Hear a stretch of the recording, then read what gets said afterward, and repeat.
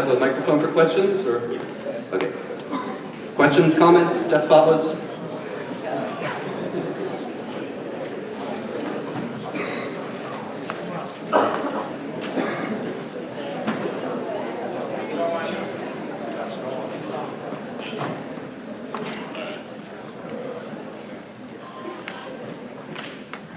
All right, if you have questions, raise your hand and I'll come to the aisle. So, all right.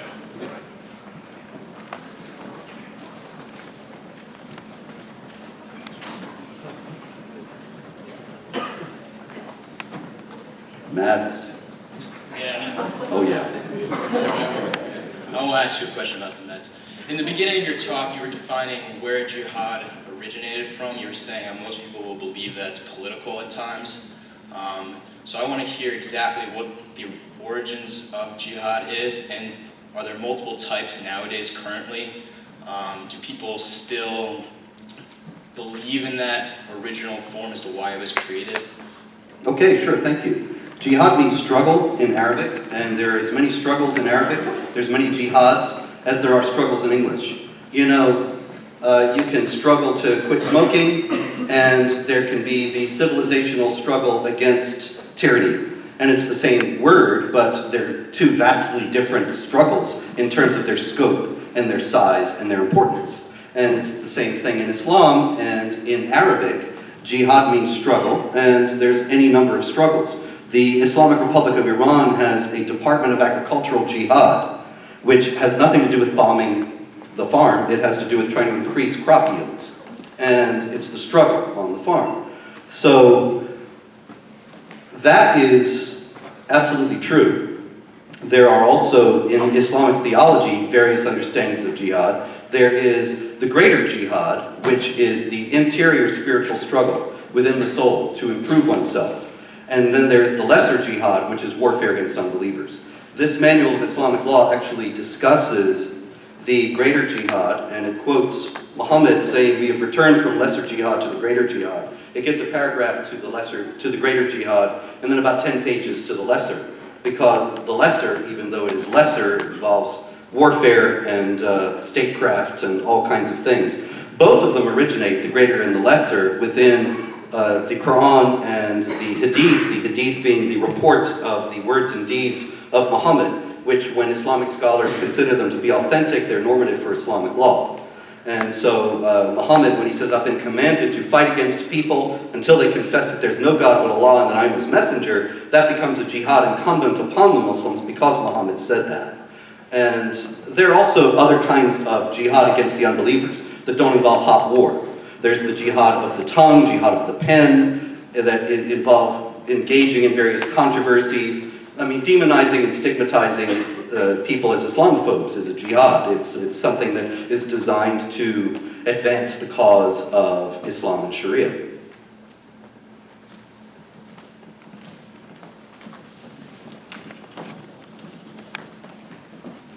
So you kind of like addressed that,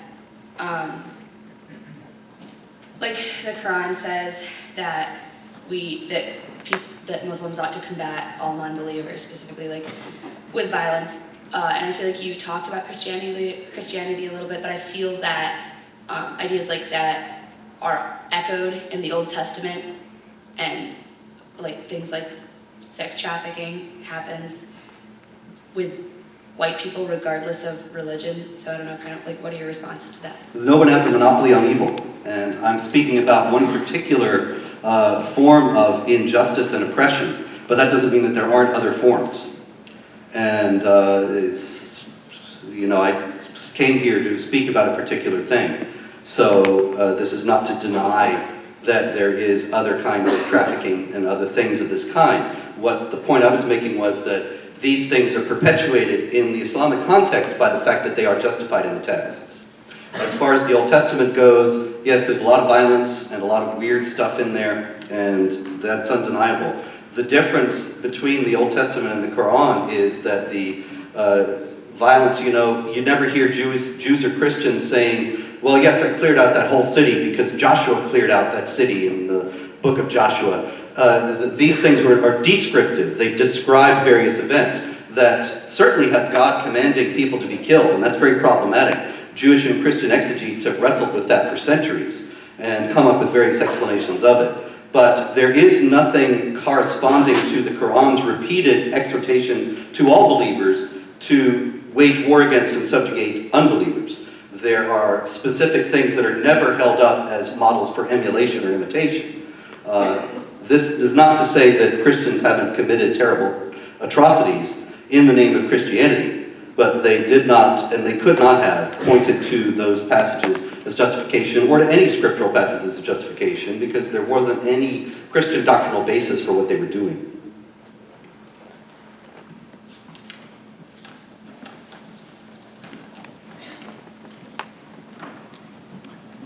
Hi, thank you for coming to speak. Thank you. I just had a quick question. You brought up a lot of the issues of traditional Islam and kind of equated that to the teachings that are, going on with extremist groups like Al-Qaeda and the Islamic State.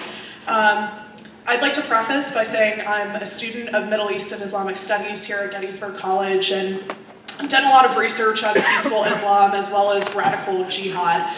And in doing so and researching radical jihad, I've also looked at the Islamic State's propaganda and stuff that they write in order to get people to radicalize, such as their magazine Davik.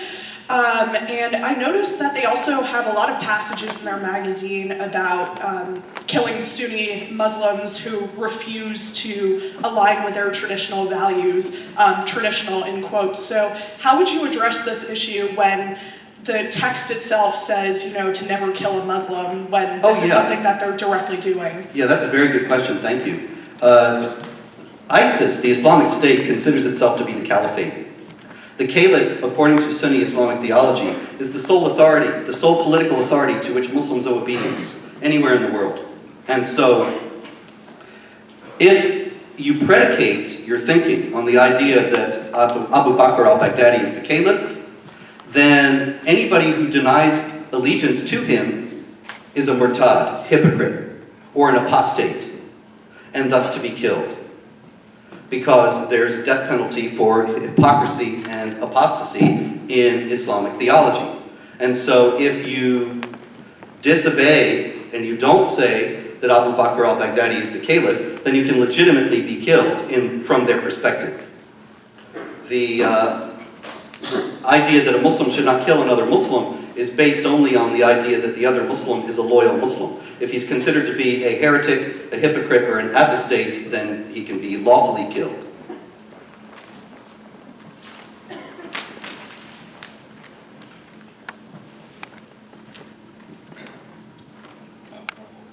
Good evening, sir. I just wanted to ask, you seemed rather dismissive of foreign policy explanations that play into a situation with radical Islamic terrorism. I fairly recently attended a lecture by former Secretary of Homeland Security in post 9/11, General Michael Hayden, and he expressed disappointment with the Trump administration with things like the Muslim ban and some mistakes that have been made, personally I think, with drone strikes and the killing of innocent civilians. And I just think when we have the U.S. Doing things like the Muslim ban, when they're killing sometimes innocent women and children, that's definitely a motivator for someone to hate the United States of America. I think you have to consider that. It's not just purely... Sure. I mean, I don't accept that it's a Muslim ban, and I don't accept that America is intentionally killing civilians. So aside from that, if there are civilians who are killed, then obviously people are going to be angry about that, and they're going to think that America is evil.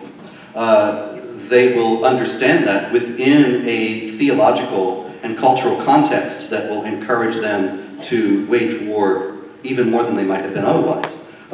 Islam is a political religion, it has a political extent. And so I think one of the most unfortunate errors of American foreign policy has been to disregard the political aspects of Islam and to consider them to be extraneous or optional or unimportant. And they have misunderstood their popularity and their strength in the Islamic world to their own detriment. And these things all are together in Islam. There's no distinction. such as we have in the West, between the political and the religious, so that when there are drone strikes that go wrong and civilians are killed or something of that kind, this is seen within the context of America being the great Satan, the enemy of Islam, and not just a state that is oppressing the people involved. And so it's all bound up together.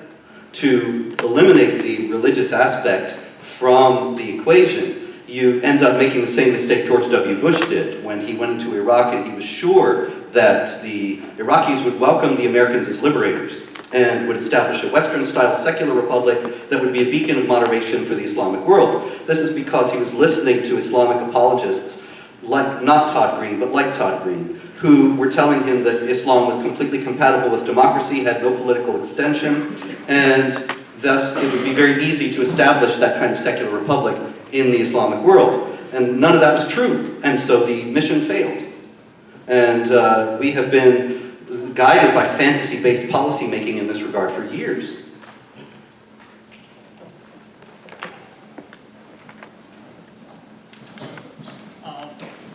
Hello, sir. I'm from China, and if my English is not clear, you can ask me.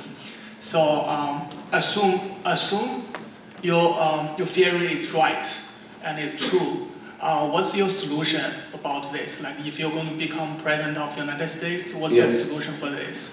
Thank you. Yes, if I'm elected, then there will be. Well, we're going to certainly drain the swamp. For real this time. But anyway, seriously, there are several things. The American Muslim groups unanimously condemn ISIS and Al-Qaeda. But it's noteworthy that there is not a single program in any mosque or Islamic school in the United States to teach against the understanding of Islam that is offered by ISIS and Al-Qaeda. That's an extraordinarily strange development. If they really condemn it, and there have been American Muslims who have gone to Iraq and Syria and to Somalia and elsewhere to join jihad groups, then why aren't they trying to combat it among their own people? So that would be one thing. Another thing would be to reconfigure our international alliances. The president said that NATO is obsolete, and I was cheering, but then he went back on it. And NATO is obsolete. NATO was developed to fight the Cold War. The Cold War is over. Thank you. I was happy to be able to announce that to you. And the realities of the present situation do not reflect Cold War realities. So, for example, after 9/11, George W. Bush and Parvez Musharraf, the president of Pakistan, made an agreement that the United States would send the Pakistani government $1.3 billion a year to fight against the Taliban and Al-Qaeda. And in 2008, it was discovered that the Pakistani government was funneling a great deal of that money to the Taliban and Al-Qaeda. In response to that, the Congress of the United States increased the amount of money being given to Pakistan. And there is still money flowing from the Pakistani government to the Taliban and Al-Qaeda. This is insane. Why should our tax dollars be going to those who want to kill us? And so we need to reconfigure our international alliances, strengthen our alliances with states that are threatened by jihad, and end the sham alliances with states like Saudi Arabia, Turkey, Pakistan, that are on the side of the jihad and pretending to be allies of the United States for their own selfish reasons.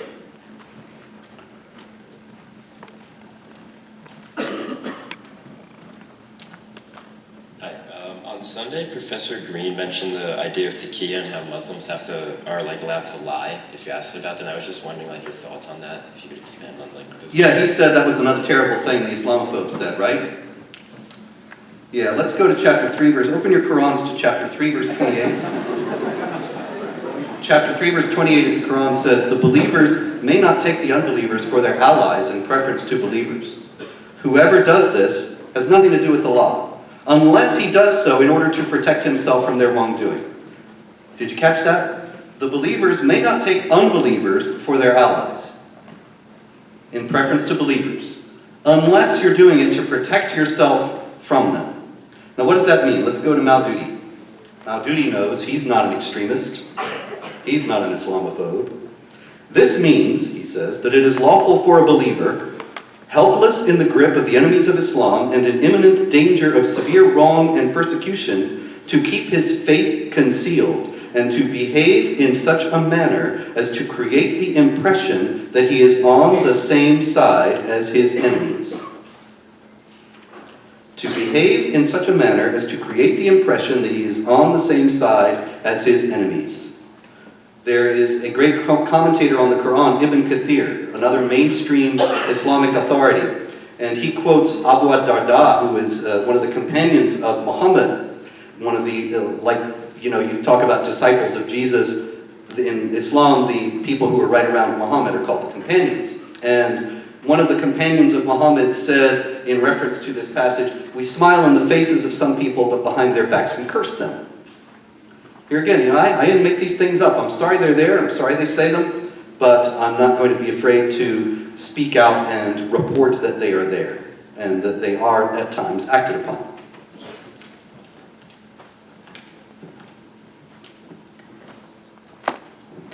Hello, how are you? How are you? I'm doing well today. Excellent. All right. I went to the speaker on Sunday as well, and for both speakers, I just sat there dispassionately listened. What I got out of your speech were two things. One, we're at war with ISIS, and two, ISIS claims to be Islamic, right? Yeah, they certainly do. They have 30,000 recruits How much from around did the you world. get paid to be here today to speak? I'm sorry? How much did you get paid to be here today to speak? I don't remember actually. I think it might have been... I read 2,000? 2,000. Yeah, so you're telling me for $2,000 you got to stand on stage for an hour. Tell us, honestly, stuff we already know. Like, You knew all know this? those two things. How many knew all this? Did you guys know that we are at war with ISIS, and ISIS claims to be Islamic? Do you think that that is actually the actual substance of what I said? Thank you. So, the substance of what you said was... Do you have a job, by the way? Yes, I Do you get paid? do. I get paid in wine, yeah. You get paid. Yes. Okay, so would you do your job for free? I would do your job for half the amount of money. I'm just saying, I would do it for $1,000. I would get on stage, and I would tell you all about how we're at war with ISIS, and how ISIS claims to be... Those are not the points of my talk. Sorry, you seem to have misunderstood it entirely. As for the pay, I have, the laborer deserves his wages. The fact is, I was offered this amount, and I accepted it. They didn't have to offer it, and if they had offered a different amount, I would have accepted it. Fair enough. But the fact is that getting paid does not mean that what you were saying is somehow, some mercenary enterprise, that you're only in it for the money. The implication, certainly from Professor Green, was that. But did you notice the sleight of hand that he did with the figures? He said the Islamophobic groups, 10 Islamophobic groups, over a period of 12 years, got $57 million. Okay, divide that up, and it's about $400,000 a year per group. If you have ever been part of an organization, you would know that that is not a very large budget, and doesn't give you very much room to maneuver. By contrast, the Center for American Progress, which gave a report on Islamophobia, another one of those glossy, lavishly published reports talking about what a terrible person my colleagues and I are, what terrible people we are. They have a budget of $50 million a year themselves alone. And that's not all the other groups that have published Islamophobia reports. So the idea that there is some sort of well-heeled Islamophobia industry is just part of the libel that they do in order to try to demonize us. In reality, if there's any Islamophobia industry, it's behind Professor Green and his cohorts, who are vastly better funded than we are and have vastly greater media access. Okay, this is where you really lost me, is at the beginning when you brought the military into this. And I know that I'm sorry, what was that? You brought the military? I brought the military? You have to talk about the military when you talk about ISIS. Just let you guys know, my dad is a retired colonel. 3 of my brothers graduated from West Point. My sister is a police officer in San Diego. Like, this is not cool. This is not the way.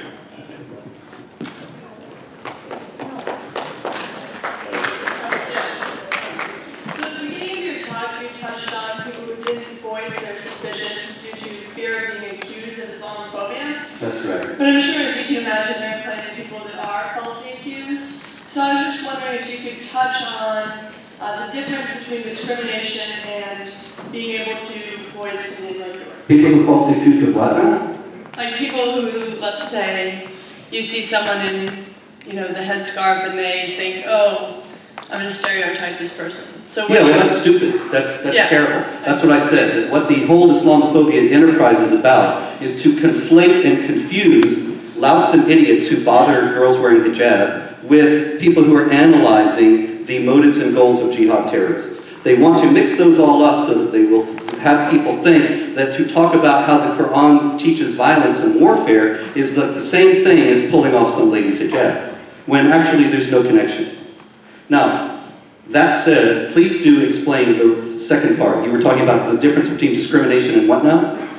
Yeah, like you're saying that people need to speak up when they have valid, suspicions. I was just wondering if you could talk about, the distinction between invalid suspicions and valid suspicions. But Well, if people are going to speak up when they're suspicious, then they are going to accuse people falsely. And that's a shame. You have a choice. You can either have some people falsely accused, and then we can hope that the police will see there's nothing to this, and it's all over with in a quick period. Or you have people afraid to speak out, and then people get killed. So you have some people unfortunately inconvenienced, and I'm very sorry about that. Or you have people murdered. I don't see any other choice, do you? I'm sorry that people might be falsely accused, and I think that certainly if it's done maliciously, that's an evil thing to do. If it's done erroneously, then that's a shame. I've been falsely accused myself, one time, several times. One time I was in the airport, my flight was delayed. Now I have a website called Jihad Watch, and so I took out my laptop and I was working. And suddenly I'm surrounded by police dogs and all these cops. Sir, you're going to have to come with us. And they saw jihad on my screen. They thought I was a jihadi. Bearded guy with a Quran in my luggage. So they took me away for questioning. And I said, look, I can show you. And I didn't have a card. And I said, I can show you on the laptop. I was working on my website. I'm on your side. And the laptop wouldn't work. Wherever they take you, it's a dead zone. And so finally, after a considerable period of time, I was able to explain to them. And I don't mind that. That doesn't bother me.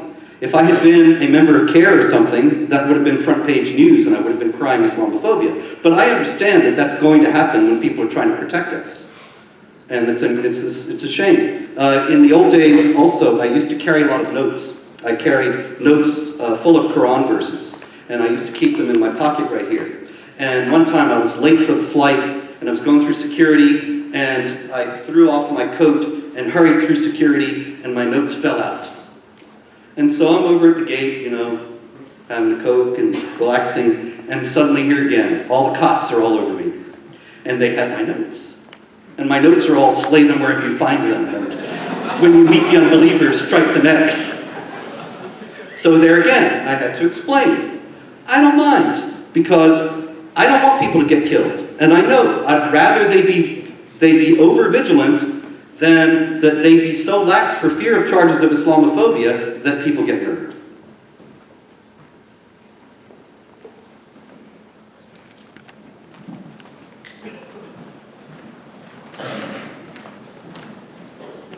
Hi, Mr. Spencer, thank you for coming. Thank you. I'm a liberal. I didn't necessarily disagree with everything you said tonight, and I'd like to thank everyone here and at the Solidarity Rally. So my question is, I'm not asking you to stop what you do. I'm not critiquing you in any way. You're welcome. I'm just asking, how do you think that you can conduct it in a way that makes American Muslims feel more safe? Because it seems like they don't. Well, there are hate crime statistics published by the FBI. And Jews are twice more commonly victimized in hate crimes than Muslims are. No hate crimes are ever justified under any circumstances. But you don't hear about the wave of anti-Semitism. You don't have classes on anti-Semitism and government commissions devoted to eradicating it and multi-million-dollar studies naming chief anti-Semites and all that. The idea also that Muslims are being victimized on a large scale is belied by the statistics themselves. There were 337 anti-Muslim hate crimes in the United States in 2015. That's 337 too many. But when you consider that you're talking about a nation of 300 million people, That is a very small number. That is not to say that any one of them is justified.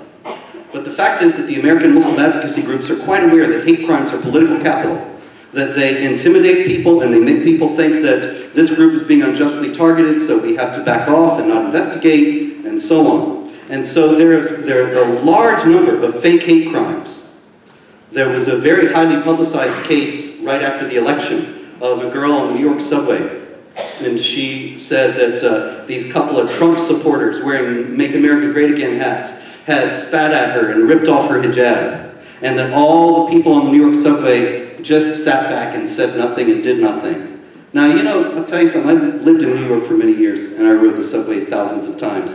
And the story didn't ring true to me, even though in those days there weren't cell phones. But I ask you, do you ever go anywhere without your phones? Do you ever see things happening, and then you see people filming it on their phones?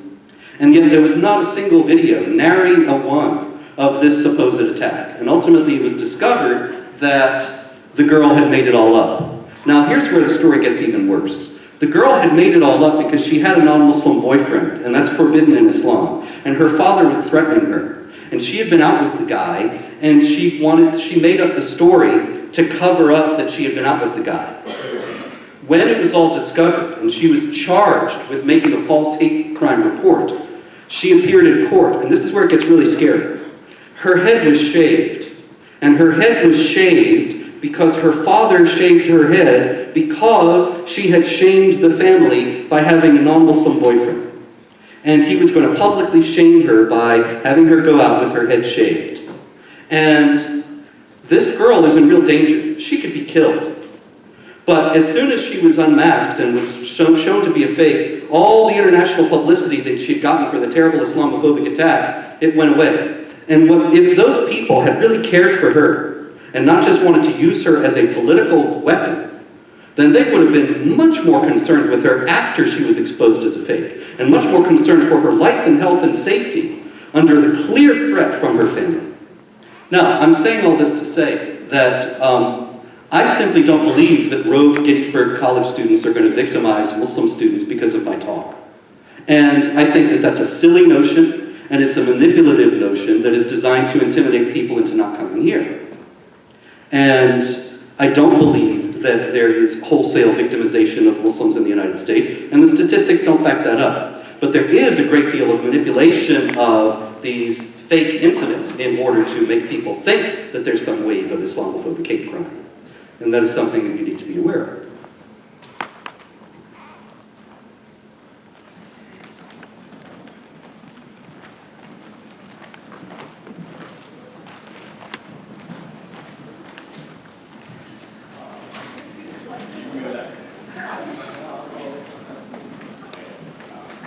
So twice during your speech, you asked President Riggs to resign because you said that she did not value freedom of expression and the exchange of ideas on campus. That's correct. But I disagree. I think that you were standing here, you had a crowd that listened to you, that didn't interrupt you. You're surrounded by security.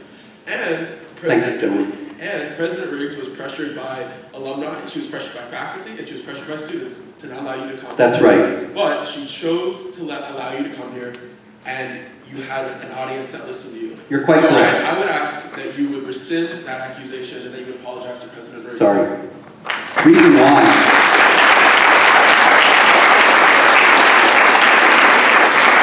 I understand your point of view, but what has not been recorded is that there was a contract signed and there are First Amendment issues, and if she had canceled this, she would have been sued, and she would have lost.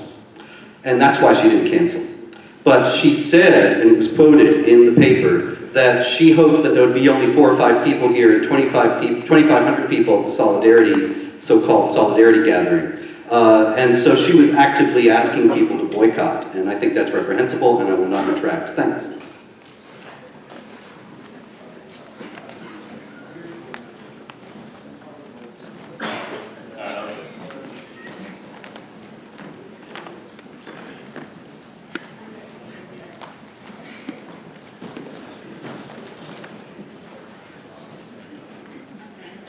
You said that you were for liberation of intellectuals, but you kicked somebody out today. And how does that align with what you're preaching? Chased somebody out? Kicked. Kicked somebody out? That person was forcibly removed. He was? Yeah. Did you not see the security that surrounded him? Well, the thing is this. There's a common theme in these lectures, and that is that people want to give their own lecture in the question and answer period. And I'm sorry, I can't accept that. I'd be happy to come hear you speak, but this is an event where I was invited to speak. I'm happy to take questions, but the man was filibustering and lecturing. If he was thrown out, that was actually not my impression. I thought he got up and left. But in any case, what I was concerned about was that he had taken the microphone. And it's a principle, it's very important that the moderator holds the microphone in order to avoid that kind of filibustering. In any case, I'd be happy to engage in any questions with that gentleman or anyone else, but I'm not here to listen to his lecture. Secondary to that, the thing that I thought about throughout your talk was that you were pointing out that people were wrongly being deemed as Islamophobic, and that Islamophobia is a dangerous idea in and of itself. True? Yeah, Islamophobia is a concept that was invented in order to intimidate people into being afraid to oppose jihad terror. But why do you think that you're not demonizing Muslims in the way that you speak about them? How? Can you quote me in some way that says that Muslims are bad or evil or something? As a linguist, I can realize how easy it is to take certain parts of every text to paint a bigger picture that is very fixed with your own agenda. Okay, well why don't you construct a case from the Quran and from Islamic law that Muslims should reject warfare against unbelievers and live in equality and harmony and peace with them as equals in a secular society. I would be very happy to see that. Unfortunately, there is no such Islamic tradition and never has been. You don't have to take my word for it, you can investigate for yourself, but you will see that there is no sect or school of jurisprudence, the madhab, the schools of jurisprudence that delineate Islamic law for the people, and they all teach warfare against unbelievers. This is not something that I made up, or something that I'm exaggerating that is only one province of a tiny sect. That's why I brought this book from Al-Azhar. Go read what Obama said about Al-Azhar, what the New York Times said about Al-Azhar, the status of Al-Azhar within the Islamic world, and then consider that it's saying that jihad is warfare against non-Muslims. These things are unfortunately far too mainstream. They should not be so mainstream, but we don't do ourselves any favors by pretending that they're not.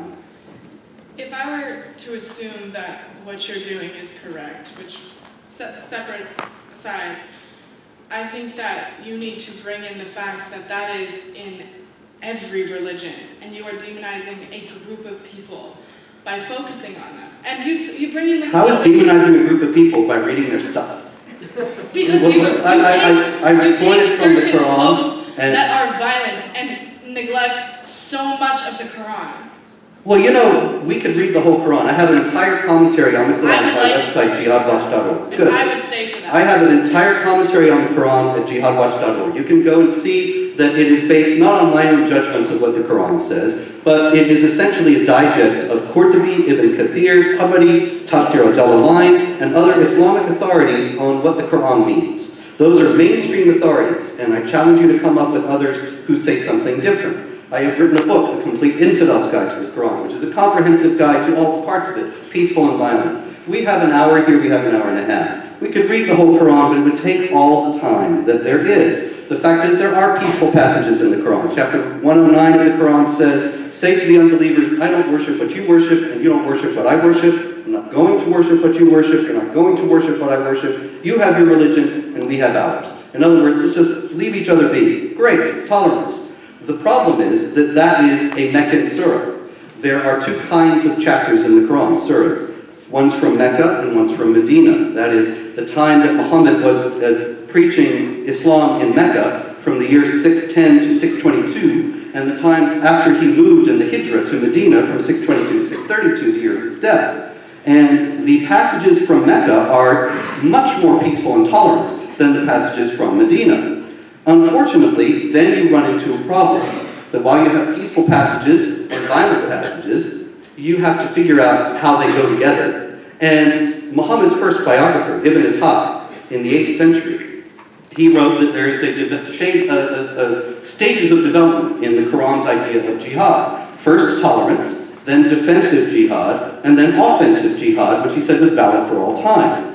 It wasn't just Ibn Ishaq who said this, but there are Islamic authorities throughout Islamic history who say this. Ibn Qayyim, Ibn Kathir, even Ibn Khaldun, the pioneering sociologist and philosopher and historian, up to Muhammad Humayun, the Chief Justice of Saudi Arabia in the middle of the 20th century. All say that there are stages of development with offensive jihad being the highest stage and superseding the passages regarding tolerance and peace. Now, this is not, here again, my interpretation. These are mainstream authorities in Islamic tradition, and consequently, the existence of other passages and other interpretations, that's wonderful.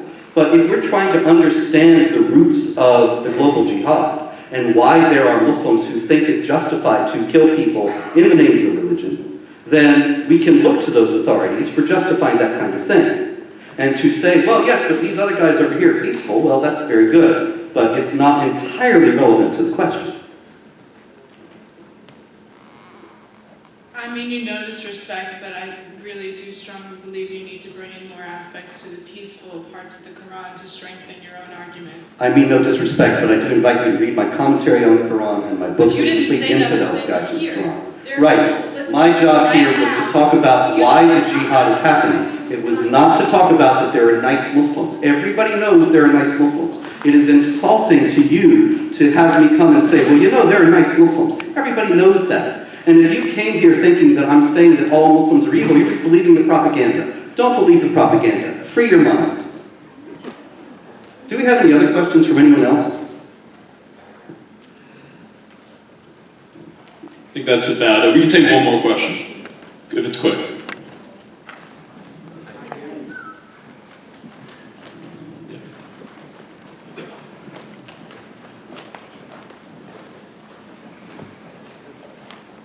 Hi. I'm just curious if it's true that you're banned from the UK, and if so, do you think that this is warranted? It is absolutely true that I'm banned from the UK, and I do not believe that it is warranted. I'll tell you the story. I was sitting in my office typing, and the FedEx guy came up, and he says, "It's from the British government." And I thought, what? And I opened it up, and it said, "You said that Islam has a doctrine of violence against unbelievers. And we're afraid that if you come to the UK, you'll say it again. And so you're banned." The idea that I was banned for extremism or inciting violence, those are falsehoods. I was banned according to the UK's letter, which you can read on my website. You can see it on my website. It said, "You said Islam has a doctrine of warfare against unbelievers." So I was banned for saying something that is manifestly and obviously true. I was banned for saying water is wet. Now, the UK government, in doing that, people say, you know, that's a terrible thing. You must be a real big criminal if you got banned by a whole country. Well, the same week that I was banned, they let in Muhammad al-Arifi. Muhammad al-Arifi is a Saudi sheikh who says that jihad is the spilling of the blood and the smashing of the skulls of unbelievers. He thinks Islam has a doctrine of warfare against unbelievers, but he's for it. That's okay with the UK government. You can't be against it and say they have a doctrine of warfare against unbelievers. That was my problem. They since then have let in a stream of jihad preachers who have justified violence, hatred, supremacism. There was a guy in Pakistan has these very strict blasphemy laws, and there was a politician who was agitating for the repeal of the blasphemy laws in Pakistan, by which many Christians and others in Pakistan have been brutally murdered and victimized in various ways. And he was killed. He was murdered by a Muslim who thought that he himself was a blasphemer for being against the blasphemy laws. Now, the killer was praised by Muslim clerics in Pakistan. Two of the Muslim clerics who praised him went to the UK and were welcomed in with no problem. So they are praising a murderer, and they're let in. And I said Islam has doctrines of violence, by which those guys were, that was what those guys were preaching, and they were let in and I was banned. So clearly the UK government was up to appeasing its population, which is growing more aggressive and restive, of Muslims, and it wasn't really a just or a fair assessment. I guess that's it. That was the last one, right? Well, thank you very much. I appreciate your civility, and I'm very grateful for your hearing me out. Thank you for coming.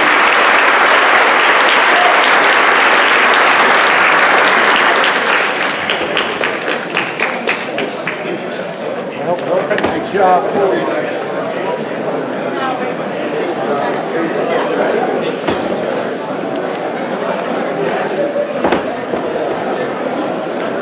right, take care. See ya.